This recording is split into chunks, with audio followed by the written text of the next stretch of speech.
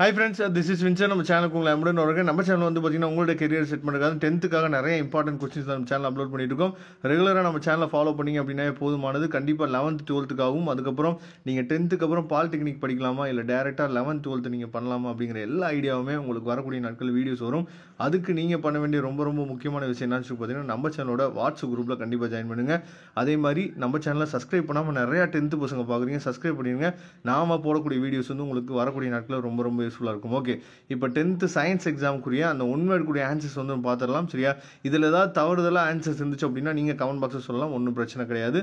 Okay, first கொஸ்டினுக்கு answer வந்து பார்த்தீங்கன்னா சி, அதாவது 98 இன்ட்டு 10⁴ டைம். சரியா, அதை பார்த்துங்க. செகண்ட் ஒன்வேர்டுக்கு ஆன்சர் வந்து பார்த்தீங்கன்னா அதாவது டி, இரு குவிய லென்ஸு. சரியா, பைஃபோக்சல் லென்ஸு, அதை தெளிவாக பார்த்துங்க. தேர்ட் ஒன்வேர்டுக்குரிய ஆன்சர் வந்து பார்த்தீங்க அப்படின்னா 0.1 வோல்ட். சரியா, அதுக்கப்புறம் ஃபோர்த் ஒன்வேர்டுக்குரிய ஆன்சர் வந்து பார்த்தீங்கன்னா பி, ஐரின் கியூரி. சரியா, அதுக்கப்புறம் ஃபிஃப்த் ஒன்வேர்டுக்குரிய ஆன்சர் வந்து பார்த்தீங்கன்னா பி. சிக்ஸ்த் ஒன்று இருக்கக்கூடிய ஆன்சர் வந்து அதாவது பி, அதிகரிக்கிறது, இன்க்ரீஸிங் அப்படின்னு சொல்லி கொடுத்துருக்காங்க. இதோட ஆன்சர்ஸ் வந்து கரெக்டாக இருக்கா இல்லையா அப்படிங்கிறது நீங்கள் கமெண்ட் பாக்ஸில் சொல்லலாம். சரியா, நீங்கள் உங்களுக்கு சயின்ஸ் எக்ஸாம் வந்து எந்த மாதிரி இருந்துச்சு, டஃப்பாக இருந்துச்சா ஈஸியாக இருந்துச்சா? நாம் ரிவ்யூ போன இடத்துல ரிவ்யூ வீடியோ நீங்கள் பார்த்துருப்பீங்க. அதாவது ரிவ்யூ போன இடத்துல பசங்க வந்து ஈஸியாக இருக்குன்னு சில பசங்க சொல்கிறாங்க, சில பசங்க கடினமாக இருந்துச்சுன்னு சொன்னாங்க.